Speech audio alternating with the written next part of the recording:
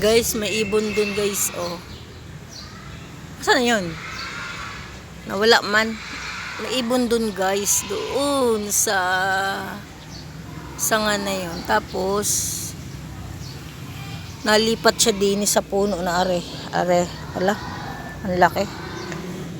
Nalipat siya sa puno na are guys, kasi nagawa siya ng pugad. Yan oh, naglaglagan yung ginagawa niyang pugad. Ayan. Dito guys, ayun ang pugad niya guys. So ayun oh, kita niya. Ayan oh, kaso umalis yung ibon. Nasaan na? Di pa bumalik no? Kumukuha pa ng dayami siya guys, kasi gumagawa siya ng pugad. Ayun yung pugad niya guys. So ayun. Ayan yung pugad niya. Asan ba yun? Hey, asan yung kamay ko? Yun yung pugad niya guys. Tagal bumalik ng ibon, pauli-uli siya dyan.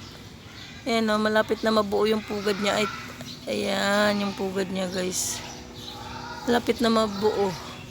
Kaso di pa nabalik ang ibon. Galing niya.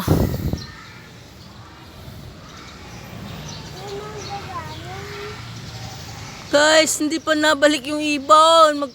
Ano na ako. Dyan yung pugad niya guys. Tagal. Papatayin muna natin.